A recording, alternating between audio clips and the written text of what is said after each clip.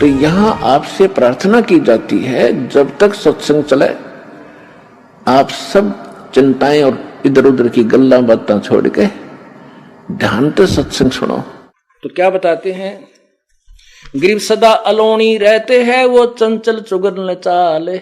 सच्ची आत्मा जो पुण्य आत्मा होती हैं वो, अर्थात वो पतिव्रता आत्मा, और चोरी धन नहीं खाते हैं, मुसला वो जो एक लाल है।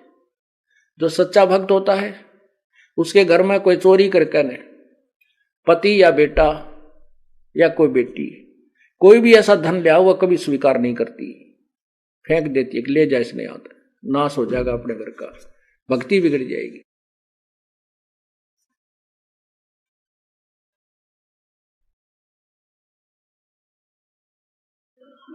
हक हलालम खाते हैं, सो साहेब दर जाही, लाल मुसे घर में धरे, सो पति भरता नाही। चोरी के धन अपने घर पर रख ले वो भगत नहीं है, पुरुष है चाहे स्त्री।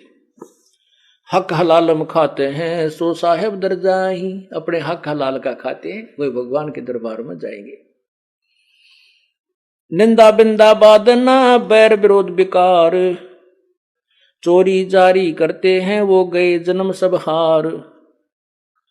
कुटल का खलीलों खिड़केड़ी है कुत्ते का काम, देख बुसे धन और का कदे न निश्चय नाम। के तो दूसरे भगत होकर भी दूसरों को भक्तों को देखता है, उसके साथ मजाक करता है, स्वयं दान करता नहीं, दूसरे कहता है क्यों दुखी हो रहा है, क्या दरिया है इसमें, रोजाना ये है, इतना दान थोड़ा किया करते, फिर दान दरे काट है। कहते ये तो कुत्ते का काम है, भक्त का नहीं। गरीब कुटिल खिलेलों किड़केड़ी है कुत्ते का काम,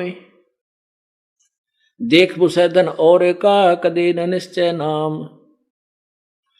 गृहपति भरता के ना उठा ये भ्रम कर्म की सूले, आन उपासी जलत हैं पड़े युगन युगन भूल। जैसे जो सच्चा भक्त होता है उसने एक परमात्मा के नाम को स्वीकार कर लिया, ज्ञान ग्रहण कर लिया, तो वो फिर बाद में शंका नहीं करता अपने गुरुदेव के किसी भी क्रिया में, तो वो भक्त है। पतिव्रता के ना उठे ये भरम कर्म की सूल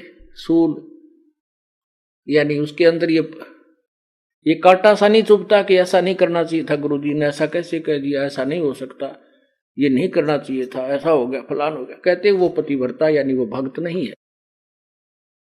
पतिव्रता के उठे नहीं इस कर्म भ्रम की भूल, जो कर्म किया जा रहा है सतगुरु जो कह रहे हैं उसमें भ्रम पैदा करता है, उसमें अविश्वास करता है, वो दुष्ट आत्मा है, चाहे कितनी दान कर कितनी भक्ति कर रहा है, नथिंग है उसके पास। जैसे काल उदाहरण दिया था आपको, भगवान की किसी भी क्रिया में हमें विश्वास नहीं होना चाहिए, तभी हम सफल हो सकते हैं।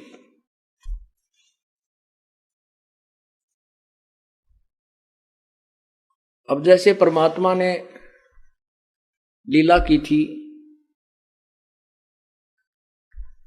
एक गणिका को एक बेटी थी जो वैसा प्रसिद्ध थी, लेकिन बाद में वो अपने कर्म धर्म को सुधार चुकी थी, प्रभु के चरणों में अधिक लगती थी, क्योंकि जिसने अपने पाप पिछले दिखते हैं वो ज्यादा निकट आता संतों के, और वो नकली भक्तों को सुहाई नहीं। गुरु जी ऐसे नहीं करना चाहिए, गुरु जी ने यहाँ नहीं बिठानी थी, ये वह लड़की बदनाम है, संगत बदनाम हो जाएगी, आश्रम बदनाम हो जाएगा, ऐसा नहीं करना चाहिए। तो ये शिक्षा जो हम देते हैं गुरु जी के, तो हम दुष्ट आत्मा हैं। संत की क्रिया को यदि हम समझ जाएं तो फिर हम मन संत हो गए, फिर यहाँ स्टूडेंट बनकर बैठने की क्या जरूरत है तुम्हारी। पुण्यात्माओं, जो भी आप बुद्धिमान ये हो जाओगे, नहीं हो तो धीरे धीरे परमात्मा बहुत झटके देगा, तो हम तभी वहां पार होंगे। कहते हैं कच्चा हीरा करच हो और नहीं सह घन भार, ऐसा यो मन हो रहा वहां लेखा ले दर करतार। हीरे को परखने की एक सिंपल एक विधि है, उसको ऐरन पर रख देते हैं, नीचे लोहे के प्लेट पर बहुत बड़ी भार है, एक मूसल सा होता है, और ऊपर से उसके घंट ठोकते हैं। यदि वो खरोंच हो जाती है उस हीरे के, तो वो कच्चा हीरा एक आनेगा नहीं, और वो जो का त्यों है उसके निशान भी नहीं बनता है, तो वो पक्का हीरा है, उसी की कीमत है। तो यहां परमात्मा कहते हैं कि कच्चा हीरा कर्च होए, कच्चा भक्त फिसट जाएगा। ये क्या हो गया, ऐसा नहीं करना चाहिए था गुरु जी ने, ऐसा नहीं होना चाहिए था, वहां पर कैसे हो गया। अरे पशु, आज तक तूने ये सीखा इतने ज्ञान में। तो परमात्मा कहते हैं कच्चा हीरा कर्च हो, नहीं सह घन भार घन मार, ऐसा यो मन हो रहे तो लेखा लेकर तार। पक्का हीरा बनोगे तो कीमत है, कच्चे की कितनी। और परमात्मा कहते शीश तुम्हारा जाएगा, कर सतगुरु को दान, मेरा मेरी छोड़ दे यूं ही गयो मैदान। शीश तुम्हारा जाएगा और सिर के साटे हरी मिले तो भी सस्ता जान। हम छोटी से नुकसान को रोने लग जाते हैं। जो परमात्मा लास्ट में कहते हैं जिस तरह सिर दे के भी भगवान मिलता हो, तुझे गुरु संत सदगुरु मिलता हो, तो इन्होंने सोच ले कुछ भी ना गया। क्योंकि कोट शीश तन दे लिए यमराजा की भेंट, और एक शीश देकर देख ले अपने सतगुरु जी की भेंट। कोट शीश तन दे लिए यमराजा की भेंट, ये तो धकेत ले है। और एक शीश देकर देख ले सतगुरु अपने की भेंट। भेंट होती सब इच्छा से देना, और फेंट है झटके में, कोई फटकारा मार के, कोई झटका दे के, कोई किसी प्रकार खत्म कर देना। कहते एक शीश दे, शीश कैसे देना है। सिर सौंप्या गुरुदेव को, सफल होया यो शीश, नतानंद इस शीश पर आप बसे जगदीश। शीश कैसे देना है, गुरु जी की आज्ञा का पालन करना है। गुरु जी कहेंगे शराब मत पी, बीड़ी मत पी, मांस ना खा, चोरी मत कर, ठगी ना कर, और ये साधनाएं मत करना। तो हमने उनकी प्रत्येक आज्ञा का पालन करना चाहिए। हमने वो ऐसा लगे कि ये ठीक नहीं है तो वो गलत है, उसको नहीं। क्योंकि हमारी बुद्धि इतनी अच्छी होती तो हम पहले ही चले जाते भगवान के दरबार में, या धक्के खाते ना अंडते।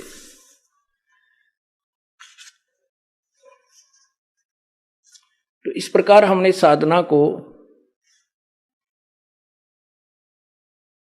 सच्चे दिल से करना है। अब सिर कैसे सौंपना होता है। एक शिष्य के 4-5 शिष्य थे, एक गुरु के 4-5 शिष्य थे, आश्रम में ही रहते थे। उन सबको शिक्षा दिया करते थे भाई गुरु के वचन की अवहेलना नहीं करनी चाहिए।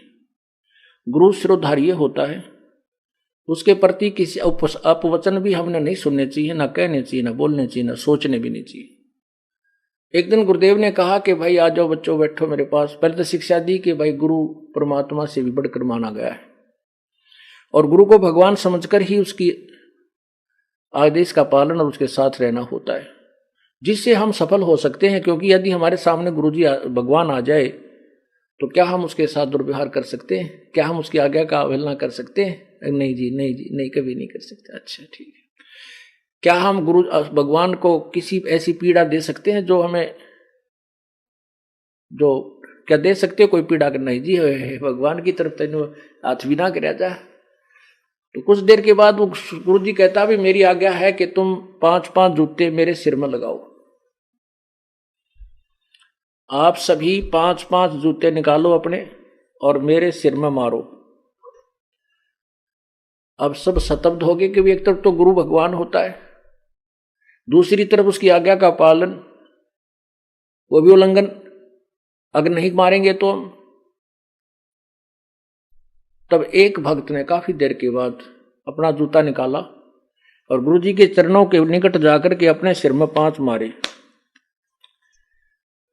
संत जी ने कहा बेटा डांडी मत मारे, तेरे सिर में नहीं कहा, मैंने मेरे सिर में कहा है। तब उसने कहा गुरुदेव ये दास का शीश भी तो आप ही का तो है, आपके शीश पे मार रहा हूं। तब उसको सीने से लगा लिया। धन है बेटा, बुद्धि भी चाहिए थोड़ी सी इस भक्ति मार्ग में। अकलबंद एक घना, बिना अकल क्या लख।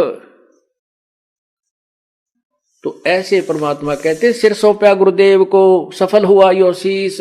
संत जी कह रहे हैं और नितानंद इस शीश पे आप बसे जगदीश। मारा रहा नहीं उसका है, इसने मारो चाहे छोड़ दो, रखो तो खत्म करो, तो काल भी हड़प लेगा किसी दिन। भगवान लेगा तो ठीक ठिकाने तो रखेगा, मनुष्य जन्म दे देगा तो तेरा कित गधा बना के छोड़ देगा। इसलिए हमने अपने परमपिता पर पूर्ण विश्वास रखना चाहिए। भाई जो गुरु वचन पे डट गे रकट गे फंद 84 के, कट गे फंद 84 के, रकट गे फंद 84 के। भाई जो गुरु वचन पे डट गे रकट गे फंद 84 के। वस्तु मिली ठोर की ठोर, मिट गई मन पापी की दौड़